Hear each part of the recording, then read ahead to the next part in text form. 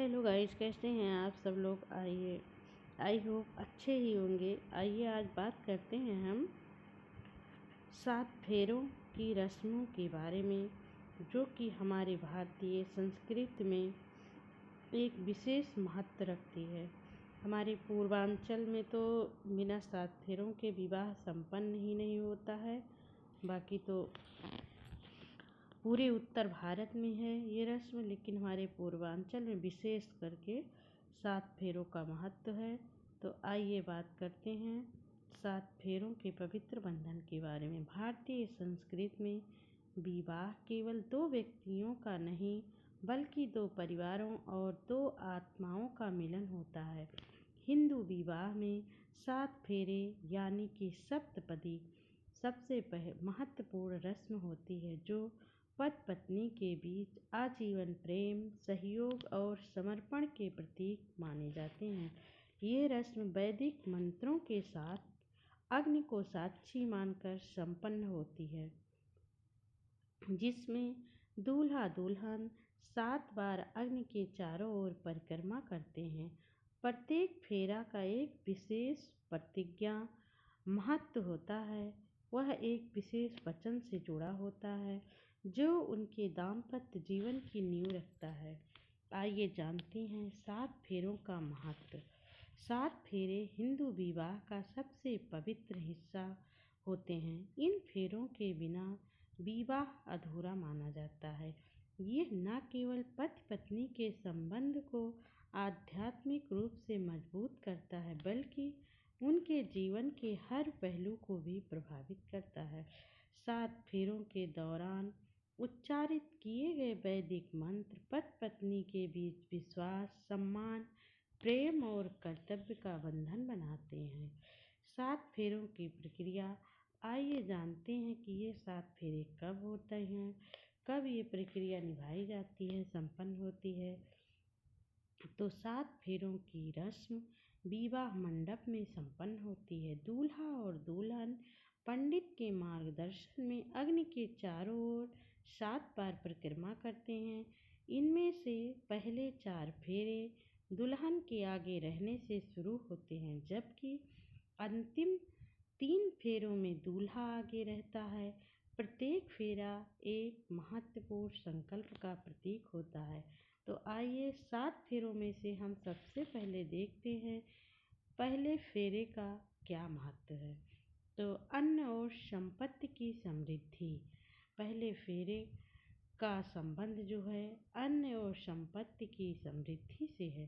पहले फेरे में दूल्हा दुल्हन ये संकल्प लेते हैं कि वे अपने परिवार के भरण पोषण के लिए परिश्रम करेंगे और एक दूसरे का हर परिस्थिति में सहयोग करेंगे। वे प्रार्थना करते हैं कि उनका जीवन समृद्ध और सुखी हो। आइए जानते हैं कि हमारे हिंदू विवाह में दूसरे फेरे का क्या महत्व है। तो हमारे दूसरे फेरे का महत्व है शक्ति और धैर्य। दूसरे फेरे में पति पत्नी यह वचन लेते हैं कि वे एक दूसरे को मानसिक, शारीरिक और आध्यात्मिक रूप से शक्ति प्रदान करेंगे और हर कठिनाई में एक दूसरे का सहारा बनेंगे। आइए जानते हैं तीसरे फेरे का क्या महत्व है। हमारे हिंदू विवाह में तीसरे फेरे का महत्व है संपत्ति और समृद्धि। इस फेरे में वे यह प्रतिज्ञा करते हैं कि वे ईमानदारी और परिश्रम से अपने परिवार के आर्थिक विकास के लिए कार्य करेंगे और ज़रूरतों को पूरा करने में एक दूसरे का सहयोग करेंगे। आइए जानते हैं चौथे फेरे का क्या महत्व है। तो चौथे फेरे का महत्व है परिवार और मान सम्मान। इस फेरे में वे ये वचन लेते हैं कि वे अपने माता पिता और परिवारजनों का सम्मान करेंगे तथा परिवार की मर्यादा को बनाए रखेंगे। वे परस्पर प्रेम और विश्वास के साथ अपने रिश्ते को निभाने का संकल्प लेते हैं। आइए जानते हैं हमारा 5वां फेरा क्या महत्व रखता है। तो संतान और पालन पोषण के लिए 5वें फेरे का महत्व है। इस फेरे में पति पत्नी संकल्प लेते हैं कि वे अपनी संतान का अच्छे संस्कारों के साथ पालन पोषण करेंगे और उन्हें एक अच्छा नागरिक बनाएंगे। छठा फेरे के बारे में आइए जानते हैं। छठा फेरा है जो सबसे महत्वपूर्ण फेरा, स्वास्थ्य और दीर्घायु। छठे फेरे में वे यह प्रार्थना करते हैं कि उन्हें स्वस्थ, सुखी और दीर्घायु जीवन प्राप्त हो। वे एक दूसरे के सुख दुख में हमेशा साथ निभाने का वचन लेते हैं। आइए जानते हैं हमारा सातवां फेरा क्या महत्व रखता है। तो सातवां फेरा भी अपनी जगह विशेष स्थान रखता है। मित्रता और विश्वास। अगर पति पत्नी में विश्वास ही नहीं रहेगा तो रिश्ता कैसे चलेगा। तो हमेशा पति पत्नी को मित्र के साथ तरह बनकर ही रहना चाहिए। आखिरी फेरे में दूल्हा दुल्हन यह प्रतिज्ञा लेते हैं कि वे जीवन भर एक दूसरे के प्रति निष्ठावान रहेंगे और अपने रिश्ते को सच्ची मित्रता, प्रेम और विश्वास के साथ निभाएंगे। आइए जानते हैं कि हमारे शादी विवाह में 7 फेरों से निष्कर्ष क्या निकलता है।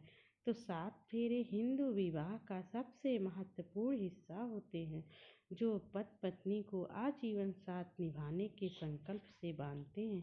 ये रस्म न केवल धार्मिक रूप से महत्वपूर्ण है, बल्कि एक सुखी और सफल वैवाहिक जीवन के मूल सिद्धांतों को स्थापित करती है।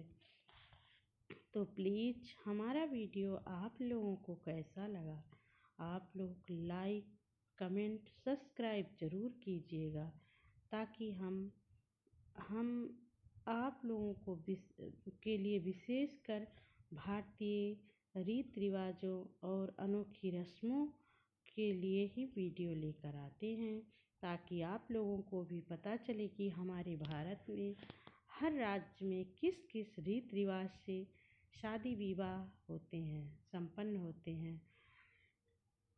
सबके यहाँ अलग अलग रस्में निभाई जाती हैं, अलग अलग तरीके से विवाह संपन्न होता है। तो हम उसी पे वीडियो बनाते हैं और हमारी आपसे एक गुजारिश है कि आप लोग अपने बेटे और बेटी को खूब पढ़ाइए, ताकि आप लोग जब भी शादी कीजिए बिना दहेज की शादी कीजिए। तो मिलते हैं हम आपको अपने अगले वीडियो में, तब तक के लिए धन्यवाद। Take care.